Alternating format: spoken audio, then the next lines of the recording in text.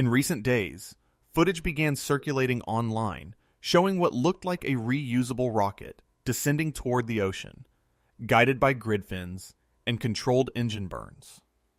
At first glance, many viewers assumed it was another test from a familiar commercial launch provider. But this time, it was not SpaceX. It was China's next-generation moon rocket, performing a combined flight and abort test, one that quietly marked a significant step in the country's human lunar program. The launch did not come with dramatic headlines. There were no astronauts on board. Yet the systems tested during this mission are directly tied to China's stated goal of landing humans on the moon before the end of this decade. So what exactly happened during this flight, and why does it matter beyond a single test launch? So let's take a closer look. And if you value clear, step-by-step explanations of complex space developments without hype or speculation, consider supporting the channel so you don't miss future deep dives like this one. On February 11th, at the Wenchang Space Launch Site on China's southern coast, a prototype version of the Long March 10 rocket lifted off for a combined systems test. This was not a full orbital mission. Instead, it was designed to validate critical elements of China's future crewed lunar architecture in a single flight. The mission brought together two major objectives.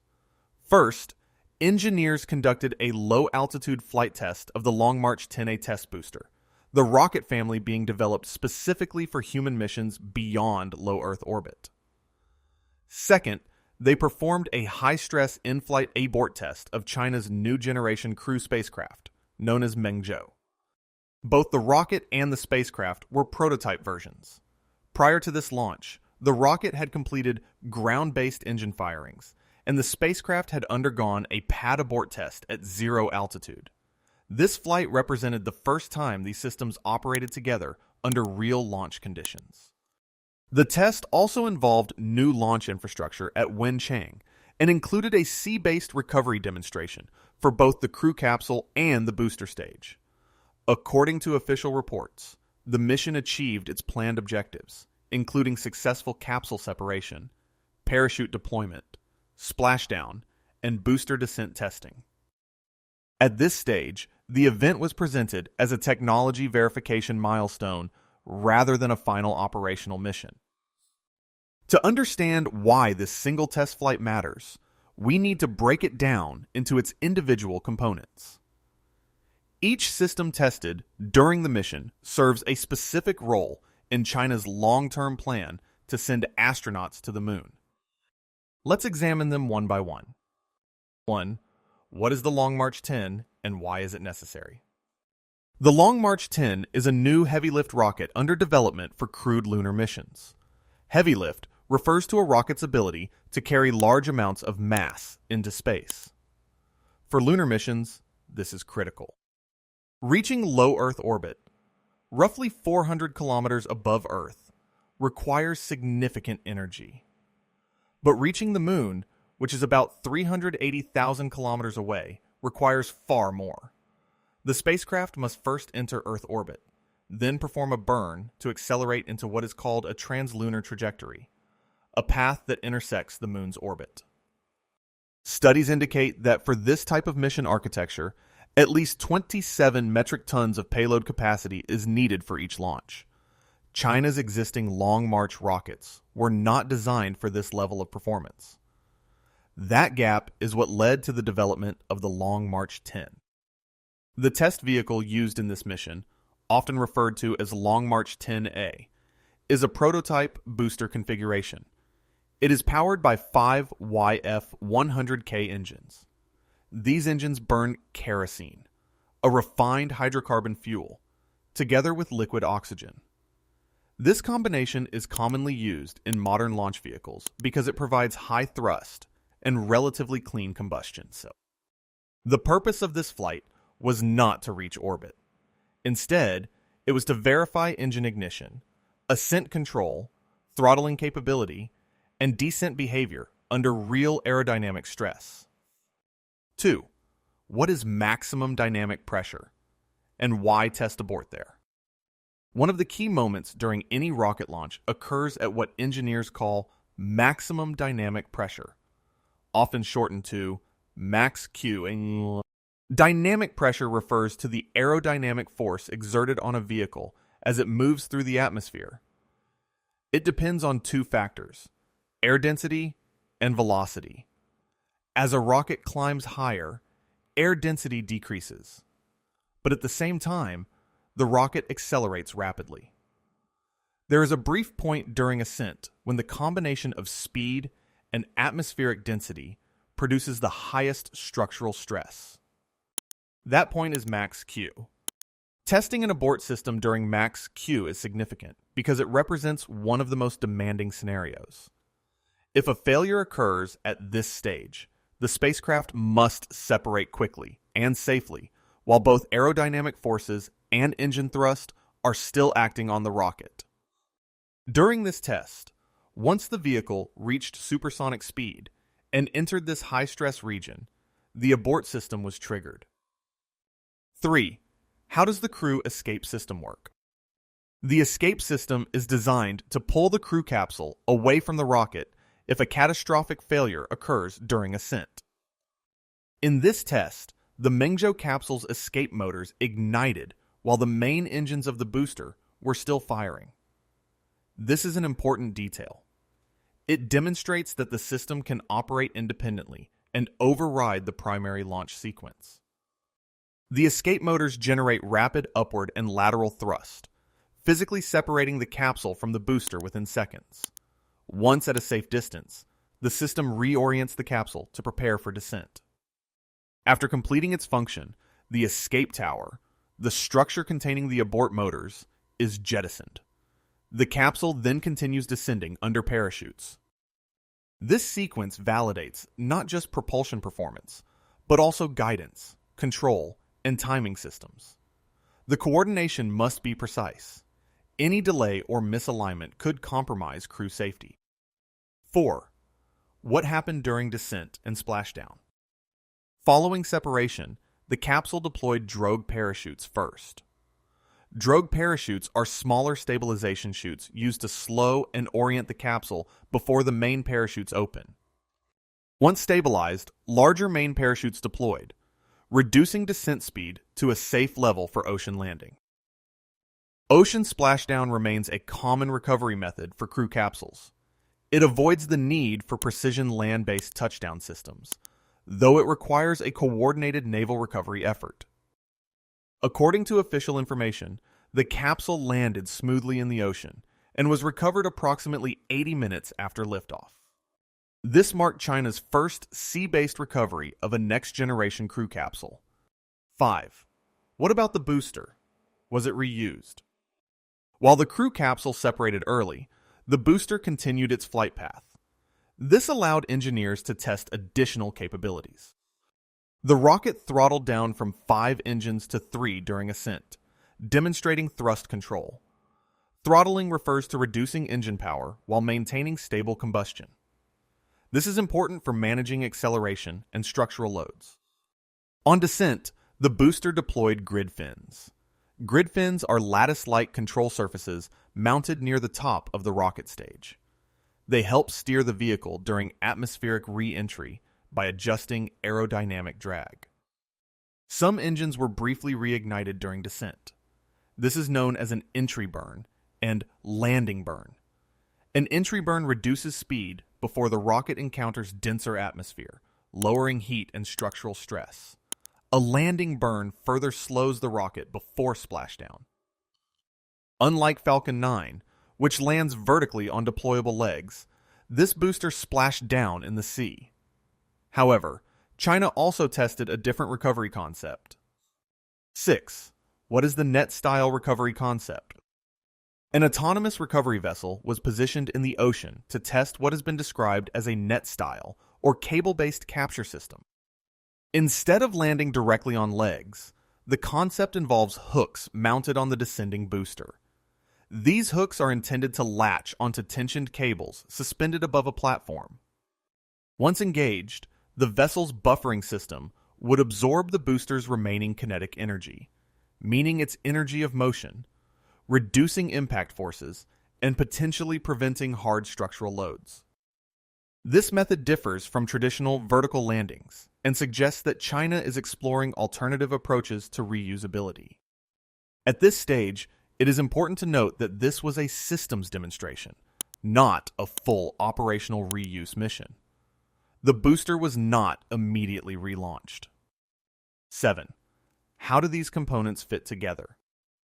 Taken individually, each element, heavy lift propulsion, max Q abort, parachute recovery, grid fin guidance, and experimental capture systems, addresses a specific technical requirement. Taken together, they form a preliminary validation of the architecture required for crewed lunar missions. A lunar mission involves long-distance travel, autonomous docking, precision landing, and high-speed re-entry. But before any of that can happen, the launch and ascent phase must be reliable under worst-case scenarios. This test focused on that phase. By combining multiple objectives into a single flight, engineers gathered real flight data across propulsion, aerodynamics, structural loads, guidance, and recovery systems. In human spaceflight, ground testing is necessary, but never sufficient. Only flight conditions can reveal how systems behave under true dynamic stress. This mission provided that data. Up to this point, we have looked at the test as a collection of technical demonstrations, but its significance becomes clearer when placed within China's broader lunar strategy. China has publicly stated its objective of landing astronauts on the moon by 2030. That timeline places it within the same general decade as NASA's Artemis program. While the two programs follow different architectures and partnerships, both aim to return humans to the lunar surface after more than half a century. The February 11th test does not represent a lunar mission. It does not place hardware into translunar orbit. However, it verifies systems that would be required before such missions can occur. A crewed lunar landing involves multiple sequential phases. First, heavy lift rockets must reliably deliver spacecraft and landers into Earth orbit. Then, those vehicles must perform a burn to leave Earth orbit and enter a trajectory toward the moon. After arrival, orbital rendezvous and docking operations must occur around the moon. Then comes descent to the surface operations, ascent, docking again in lunar orbit, and finally high-speed re-entry to Earth. Each of these phases contains what engineers often call no-second-chance moments. If a major propulsion system fails during translunar injection, there is no nearby safe harbor. If docking fails in lunar orbit, mission objectives cannot be completed. If re-entry systems fail, the crew is exposed to extreme thermal loads. The recent test focuses on the earliest of these stages, ascent and abort reliability. If the launch vehicle and crew escape system cannot function under maximum aerodynamic stress, no further phase of the mission becomes relevant.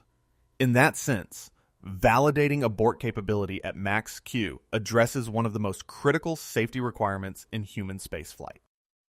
There is also an architectural dimension. China's planned lunar mission involves two separate launches of the Long March 10. One rocket will carry the Mengzhou crew spacecraft. The other will carry the Lunar lunar lander. Both must insert their payloads into precise Earth-to-Moon transfer trajectories so they can rendezvous in lunar orbit. This dual launch architecture requires high launch accuracy and reliability. If one rocket underperforms or misses its insertion window, the entire mission timeline could shift. Therefore, validating thrust control, engine throttling, and guidance systems during real flight provides early confidence in this larger architecture. Another strategic aspect concerns reusability. While this test did not demonstrate a full vertical landing or rapid reuse cycle, it did include grid fin deployment and descent control. The exploration of a net-style capture system suggests an interest in reducing hardware loss and potentially lowering launch costs. If such recovery systems mature into operational capability, they could influence how often heavy lift missions can be flown and at what cost. That, in turn, would affect the cadence of lunar preparation missions. Finally, there is the programmatic signal. Human lunar missions require sustained testing campaigns. They require incremental demonstrations, propulsion tests, docking tests, landing simulations, re-entry trials. The February 11th flight fits into that pattern. It indicates that China has moved from conceptual planning into active integrated flight testing of core systems. If future tests continue to validate propulsion reliability, abort safety, docking procedures, and lander operations, then the 2030 objective remains technically plausible. If setbacks occur, timelines could shift. At this stage, what matters is not rhetoric, but measurable system verification. This test provided measurable verification in at least one major domain: ascent and abort performance under real flight stress. Although the recent test achieved its planned objectives, it represents only one segment of a much larger system that has yet to be demonstrated in full. Several major components of China's crewed lunar architecture remain in development or have not yet completed flight validation. First, the full heavy lift configuration of the Long March 10, capable of delivering the required mass toward lunar transfer orbit, has not yet flown in its operational form. The February test involved a prototype booster configuration. Future missions will need to demonstrate full performance, orbital insertion accuracy, and sustained reliability across multiple launches. Second, the dual launch architecture requires precise coordination. Two separate rockets must place their payloads into trajectories that allow rendezvous in lunar orbit. Orbital rendezvous involves matching both position and velocity in three-dimensional space. Even small deviations can require significant fuel corrections. Demonstrating this capability in cislunar space, the region between Earth and the Moon, will be a critical milestone. Third, the lunar lander itself, Lunar, must complete additional testing. Engineers have conducted ground-based simulations of descent and ascent using gravity offset systems, which partially counteract Earth's gravity to mimic lunar conditions. However, real lunar descent introduces additional variables, including navigation under variable lighting conditions and real-time hazard avoidance over uneven terrain. Fourth, high-speed re-entry from lunar distance remains a demanding challenge. Returning from the Moon involves re-entry velocities significantly higher than those from low Earth orbit. The so-called skip re-entry profile, briefly dipping into the atmosphere before exiting and re-entering again, must be precisely controlled. This maneuver reduces thermal stress, but requires accurate guidance and heat shield performance. Beyond hardware, there is also the question of program cadence. Human lunar missions require multiple precursor flights, uncrewed test launches, docking demonstrations, lander qualification missions, and possibly integrated rehearsal flights. The pace and sequencing of these tests will influence whether the stated 2030 target remains achievable. In the coming years, observers can expect to see additional Long March 10 test flights, further abort system validations, and eventually orbital missions that begin to link the separate elements of the architecture together. None of these individual milestones will confirm a lunar landing on their own, but collectively, they will indicate whether the system is maturing toward operational readiness. The story is still unfolding. Each test provides data. Each data point clarifies what works and what still needs refinement. As more flight demonstrations occur, the technical picture will become clearer. We will continue to follow these developments closely, because the next steps, whether propulsion trials, docking rehearsals, or full orbital missions, will determine how this roadmap progresses.